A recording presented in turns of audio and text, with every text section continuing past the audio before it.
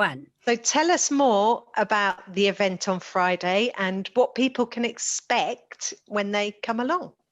Well, before, I want to make sure everyone received the perfect ideal day, your day from hell versus your day from heaven exercise. I like that, yes. Yes, because when people, if you say to them, what are your goals for 2021? So many people will think, I don't know, this and that and that and that. But if you say, okay, bring it down to a day in your life that would be perfect in the circumstances even of 2021 that are transpiring, whether it's lockdown or whatever's happening, you can still have control over crafting your ideal day and saying that is what I would like. And for many of us, it's getting up a bit earlier and doing a bit of a ritual, which I'll go into on the day. I will review the perfect ideal day with those who've done it.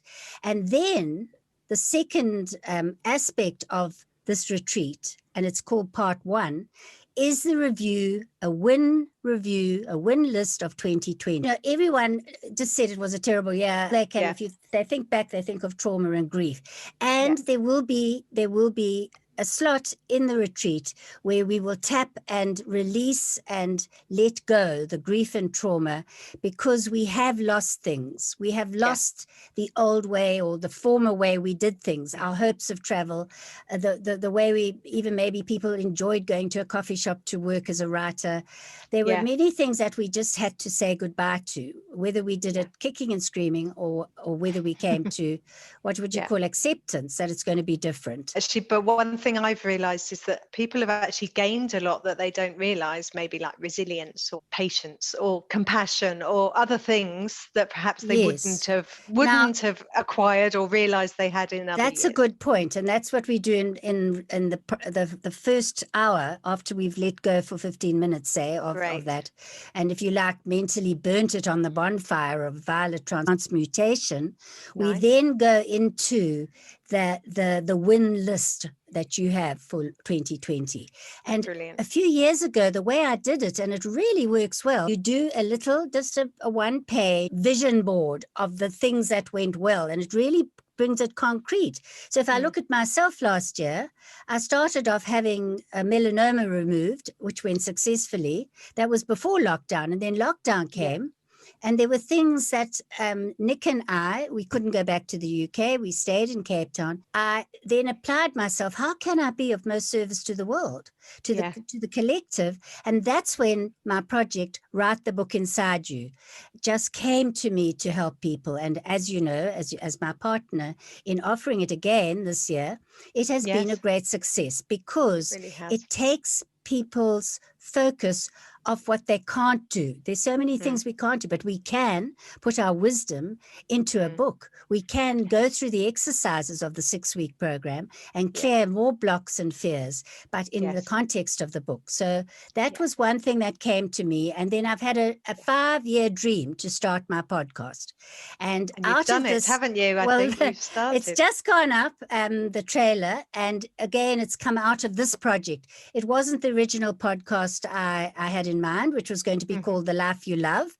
But suddenly, Write the Book Inside You has lots of aspects for me to get excited about, interviewing people who wrote a book that had so much passion and love in it, talking about how to write a book inside you, a nonfiction book.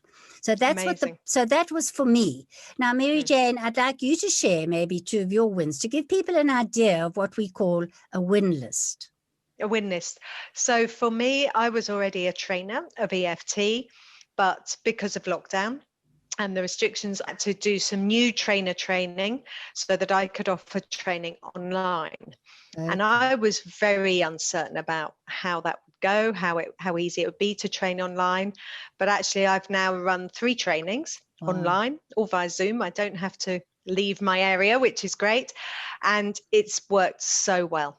Yeah. So that's certainly been a biggie for me in terms of work. There are 2 things there. Pivoting. For me, it isn't a pivot to be online. Because of my lifestyle for the last 10 years, I prefer to work online with clients. I haven't done much training, but I really think that there are many thousands of people in the world who suddenly realized I don't have a business unless I pivot.